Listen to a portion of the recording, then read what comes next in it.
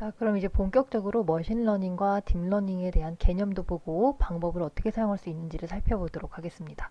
자, 지난 시간에 이제 인공지능, 머신러닝, 딥러닝의 관계를 이야기를 했었어요. 자, 이 세 가지의 관계는 이제 인공지능이 가장 바깥쪽에 있었고요. 머신러닝 그리고 딥러닝의 순서를 볼 수가 있었습니다.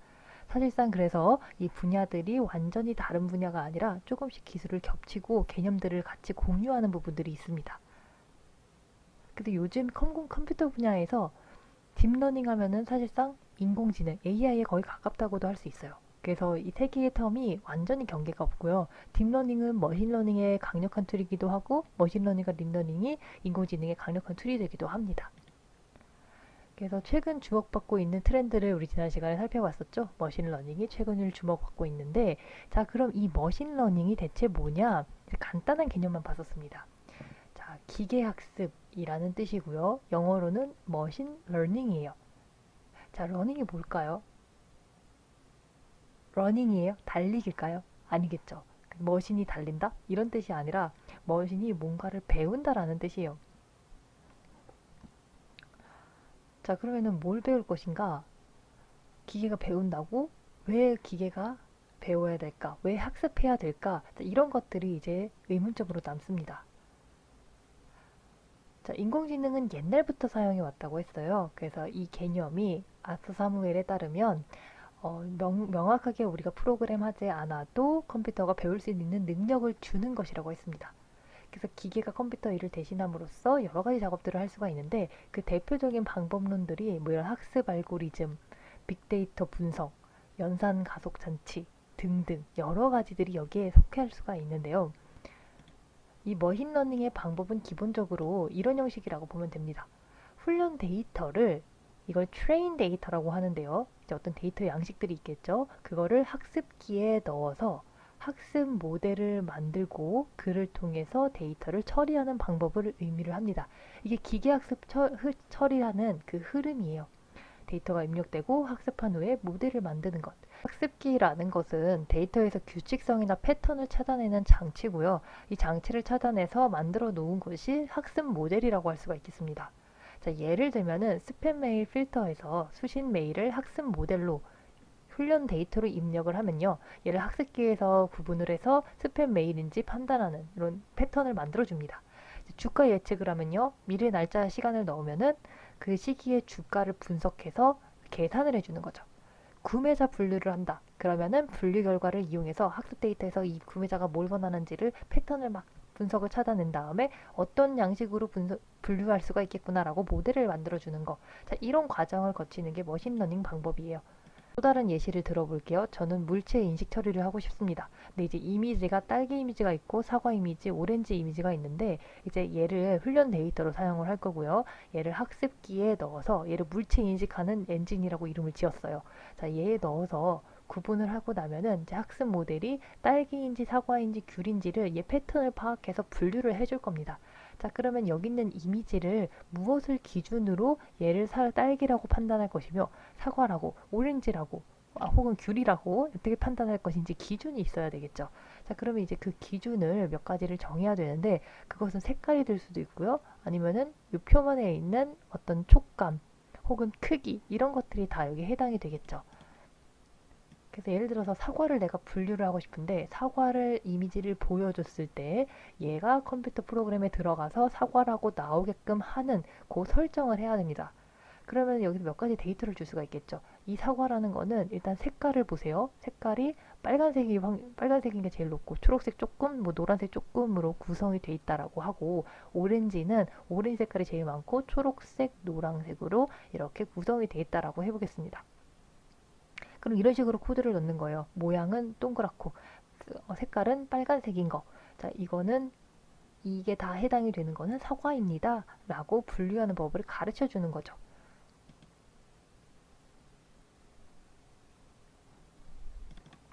자, 그 다음에 어떤 작업이 벌어지냐면요. 물체 인식 시스템에 딸기, 사과, 귤 이미지들을 잔뜩 보여줘요. 그래서 이제 이렇게 분류를 하면 됩니다. 그래서 딸기의 성격은 여기 깨가 박혀 있고 요 약간 뾰족한 모양, 그리고 위에 삐죽삐죽한 초록색 요 이파리가 달려 있으면은 딸기다라고 학습기에 훈련을 시켜서 최종적으로 분류를 해줍니다. 그리고 사과의 이미지는 또 학습기에 또 이제 돌려서 학습 모델을 특징을 잡아주고요. 오렌지도 학습을 시켜서 모델로 잡아줘요. 이렇게 하는 게 이제 학습 처리 시스템인데요. 이제 이것만 하면 이제 의미가 없겠죠. 그럼 이제 새로운 이미지를 보여줬을 때, 자, 걔가 제대로 분류가 됐는지 확인을 해야 됩니다. 그래서 예를 들어서 사과 이미지를 딱 보여줬다. 그러면은 이제 얘가 학습 모델이 이미 이 과정을 통해서 분류를 한번 해보고 어떤 특징은 학습 사과구나라는 특징을 잡아놨기 때문에 새로운 이미지가 들어와서 그 분류에 맞는 게 무엇인지 쭉 찾아보고 그 다음에 최종적으로 얘가 무엇인지 알려주는 게 판정 처리 과정이에요. 간략하게 다이어그램으로 만들어 보면은 머신러닝의 과정은 이런 식으로 진행이 되는 겁니다. 자, 머신러닝의 종류에는 크게 두 가지로 분류가 됩니다. 하나는 지도학습, 또 다른 하나는 비지도학습이에요. 자, 지도학습은요, 영어로 supervised learning이에요. 자, 뭐예요? 누군가가 이제 지도해주고 알려주는 학습 방법이라는 겁니다. 한마디로 선생님이 있어요. 그러니까 내가 가지고 있는 데이터가 무엇인지 미리 알려주는 선생님이 있어서 내가 그거를 가지고 학습을 할 수가 있다는 거죠. 그러니까 데이터가 무엇인지 미리 알려주면서 학습을 하는 방법이에요. 이렇게 데이터가 들어있고, 자, 이 데이터라는 거는, 자, 과일을 다시 예시를 들어볼게요.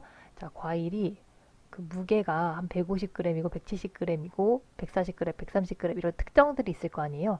다 이런 무게를 하나 다 재놨고, 그리고 또 다른 특성으로는 이 안에 바깥에 있는 표면의 성격이 범피한가, 스무스한가, 부드러운가 아니면 우퉁불퉁한가에 따라서 자, 분류를 또 다 해놨습니다. 그래서 이 무게 150g에 범피했던 거는 오렌지라고 라벨을 붙여놨고요. 170g에 범피였던 건 또 오렌지라고 붙여놨어요. 140g에 스무스했던 거는 애플이고요.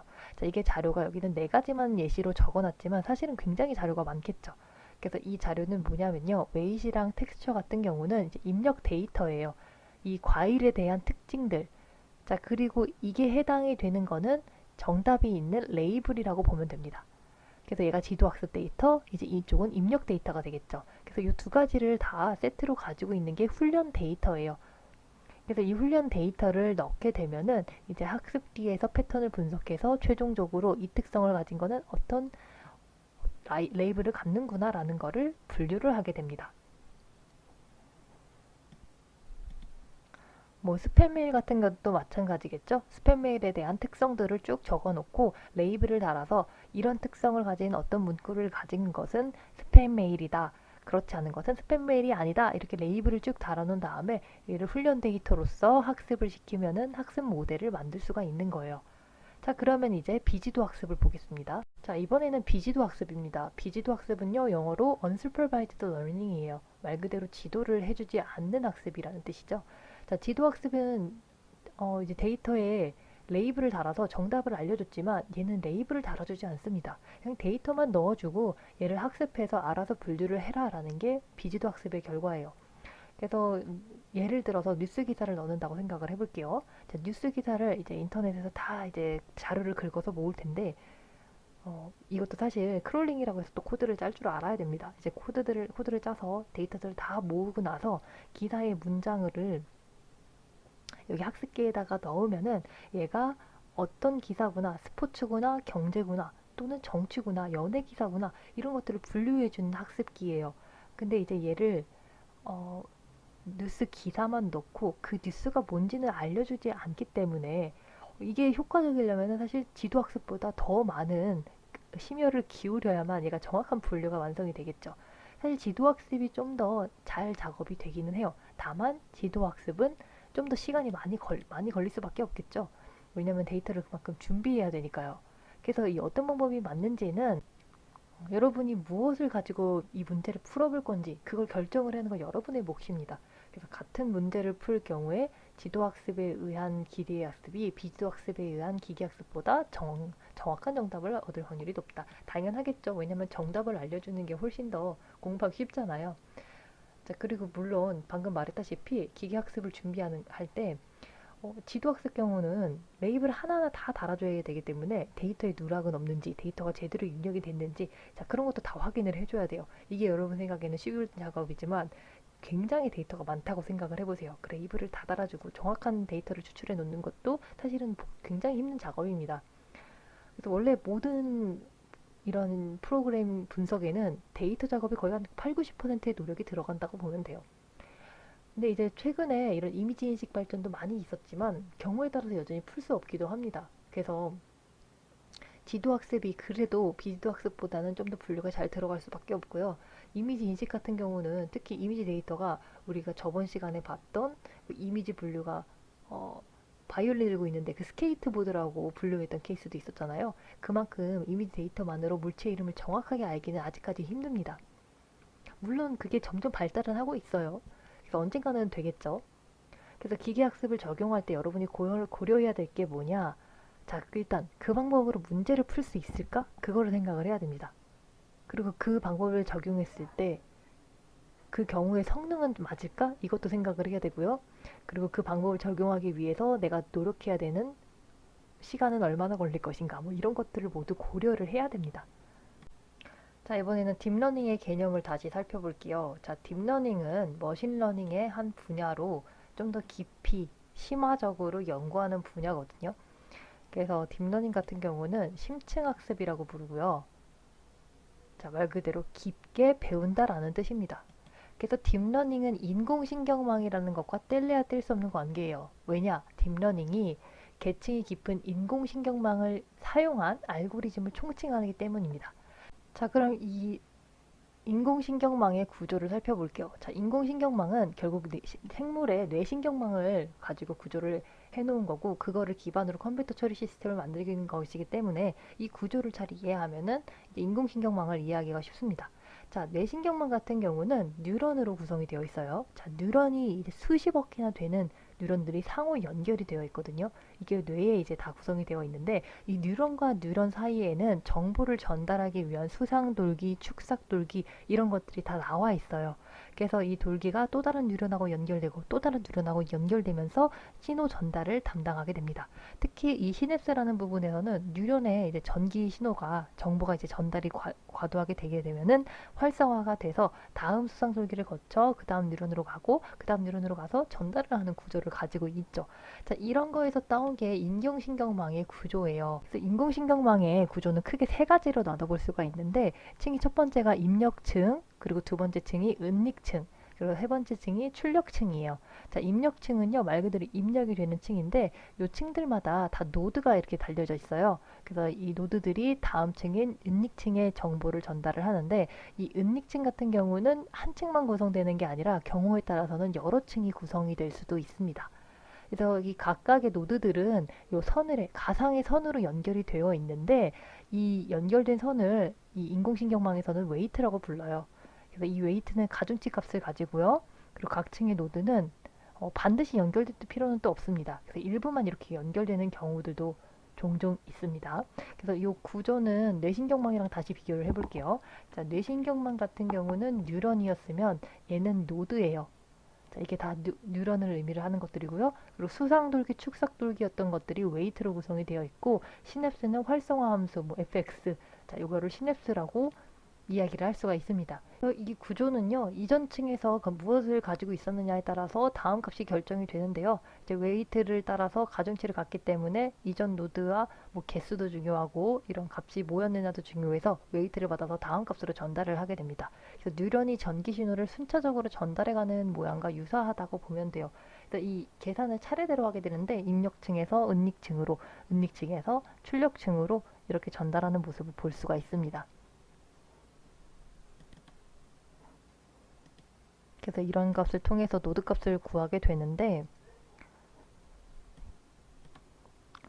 자, 여기서는 이제 개념만 이제 설명을 하고 넘어갈 거예요. 잘 이제 헷갈리는 부분들은 나중에 실습을 통해서 보면은 좀 더 무슨 얘기구나라는 걸 알 수가 있거든요. 그래서 개념 같은 걸 또 간단하게 이야기를 해주자면, 자, 훈련 데이터는 요 입력층에 들어가게 됩니다.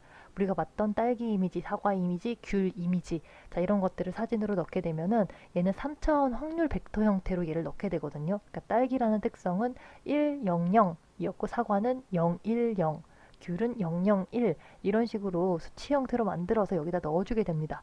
그러면은 얘를 은닉층을 제가 만들고 싶은 만큼 만들 수가 있어요. 그래서 얘를 통해서 가중치를 거쳐서 이게 쭉 계산이 되게 되면은 최종적으로는 판정하는 게 딸기냐 사과냐 귤이냐 자, 이런 거를 결정을 하게 됩니다. 자, 딥러닝의 역사는요. 1970년대부터 딥러닝의 근간인 이런 인공신경망이 연구되기 시작했어요. 그래서 79년에 이제 쿠니코라고 자, 이 사람이 만든 콕니트론이거든요. 그래서 이 연구 같은 경우는 뭐냐면 뇌 구조를 기반으로 컴퓨터 시뮬레이션을 하는데 이 연구는 이제 S세포와 C세포라는 걸 여러 층으로 결합시킨 네트워크 알고리즘이에요. 그러니까 얘는 0부터 9까지의 숫자를 인식하려고 하는데 같은 사람이라고 할지라도 매번 손글씨는 쓰지는 못해요. 그래서 다 다른 모양을 쓰게 되는데 이 차이점을 정확하게 파악해서 문자를 인식하는 장치를 만들 수 있는 게 관건이잖아요. 그래서 이거를 사람이 인식하는 거를 간단히 살펴보면은 인식을 하고 이미지의 특징을 뽑아내고 오차를 허용한 특징을 만든 다음에 조합해서 원래 이미지를 유추하는 이런 과정을 거치게 됩니다. 그래서 이런 과정을 거치는 것도 딥러닝의 한 분야로 시작을 한 거고요. 그건 이제 현재 가장 인기 있는 이미지 딥러닝 중에 하나인 CNN으로 이어지게 됩니다. 그래서 이것도 우리가 비슷한 예시를 나중에 하나 해볼 거예요. 그리고 이제 이 딥러닝 같은 경우는 2000년대에 들어서서 빙하기를 맞이하게 됩니다. 왜냐? 인공신경망 조정 방법이 굉장히 불명확했어요.